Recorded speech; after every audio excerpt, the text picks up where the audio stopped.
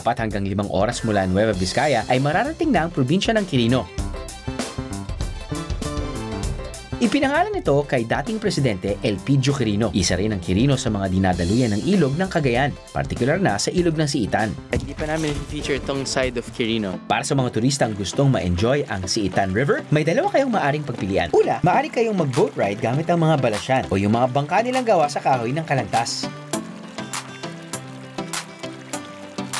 Pero kung mas trip nyo ang adrenaline-pumping adventure, subukan nyo ang water tubing. Kakaibang experience nito, guys. Here we go. Dahil hindi ganong kalakas ang agos ng ilog dito, relax lang tayo para mas mapagmasdan ang magagandang rock formation sa gilid ng Siitan River.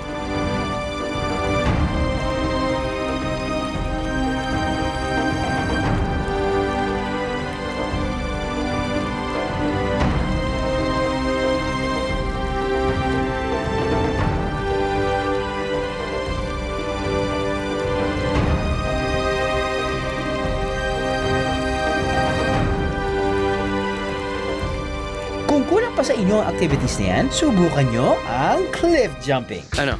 Sama sa biyahe ko? Siyempre. Talon ako, talon kayo.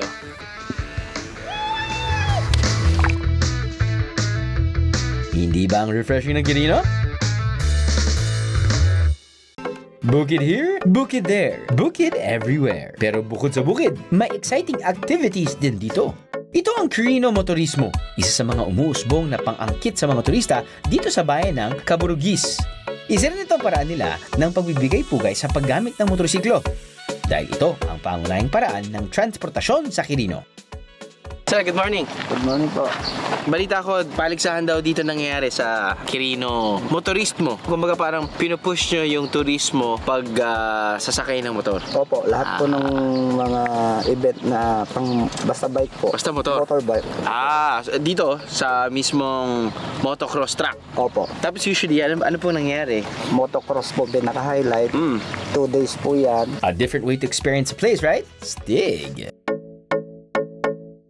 Kung laid-back activity at pasalubong naman ang hanap nyo, meron din yan sa Quirino. Nay, magandang umaga po. Magandang umaga, sir. Balita ko, meron kayong kakaibang ginagawa pagdating sa mga halaman. Opo, sir. Ito. Dahon ng alibangbang leaves. Dahon ng alibangbang leaves. Kasi nakita ko po sa sign nyo dito sa bahay nyo at shop po ba? Yes. Fossilized flowers. Oo, sir. Ano po bang ibig sabihin ng fossilized flowers? Pinapaputi, sir, sa ano? Yung fossil. Fossil.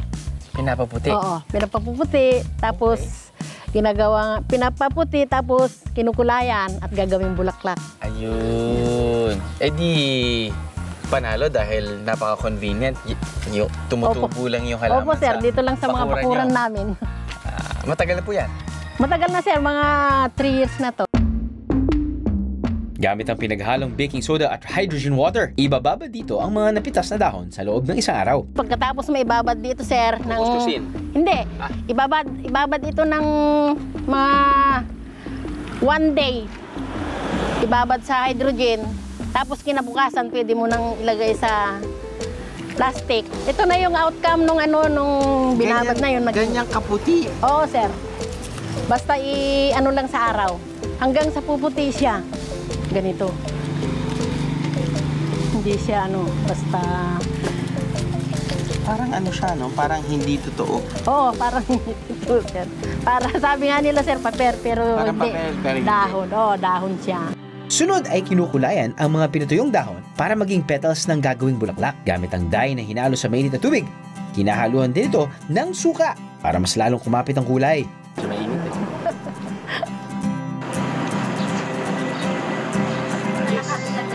I-air dry lang siya. Air dry lang siya. Gano'ng katagal naman po? Kukulatin ko na po. Maano lang, sir, yung half day. Pag natuyo na siya, ipunin mo siya ulit at i-arrange mo.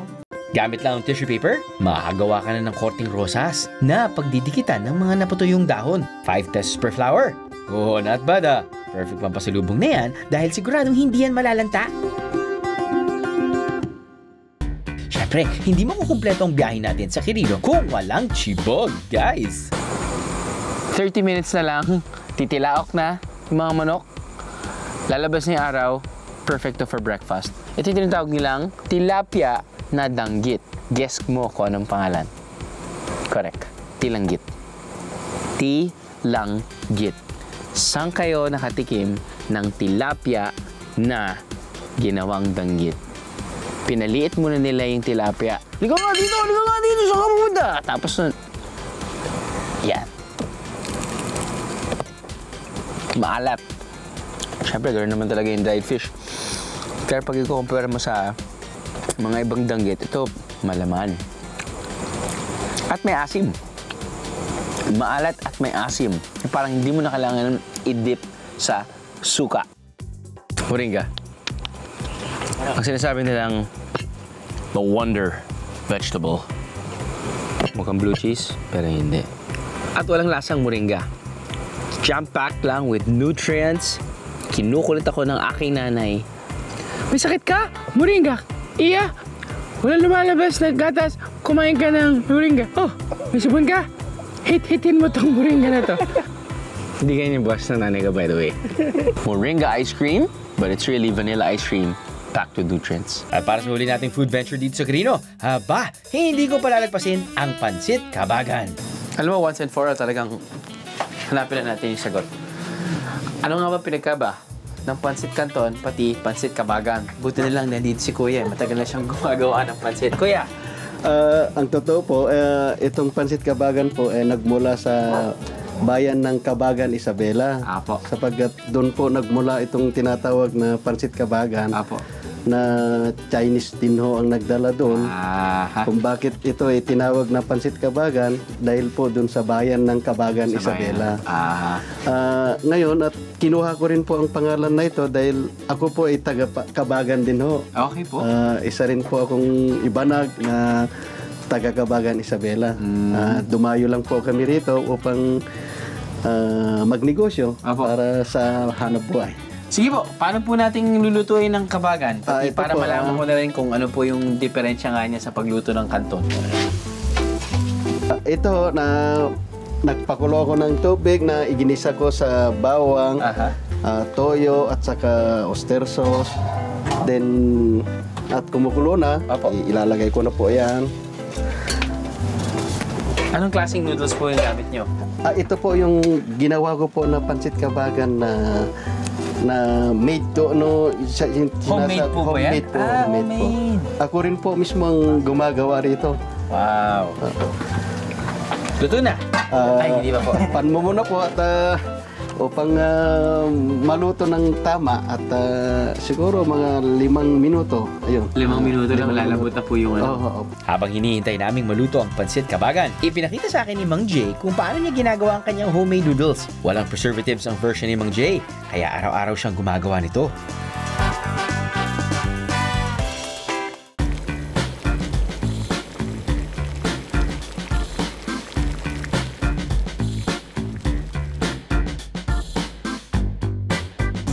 Ano po yung sahog niya? Ito na po, ang inihanda ko pong sahog niya ay pinaghalong nahiwang carrots at saka Itlog. repolyo at meron siyang itlog. At yung lechong kawali po na kami rin mismo ang nag-prepare dyan. Hokkya pasita totonga kapagana.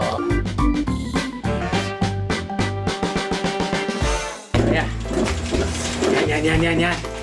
Tapos nun, nilalagyan ba ito ng suka, soy sauce? Lalagay tayo ng kalamansi na rin, kuya. No? Opo, sir. Kung gusto mo rin, lagyan mo, sir, ng sili na may suka at saka kung gusto mo rin soy. At pag medyo natatabangan ka, sir, mayroon din patis na nakalagay dyan. May patis din. Opo, pero sir. Alam kong may ano na to eh. Sarap na.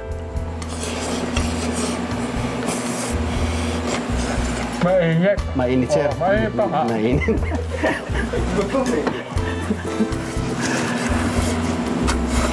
Kakabagan talaga ako dito. Sir, Kakabagan. Kinakaula kasi parang layo ninakbay namin. malaking pasalamat din, sir, sa pagpasyal nyo rito sa mahirap na bayan namin. Salamat, kuya. Salamat din, sir. Ubusin ko na to.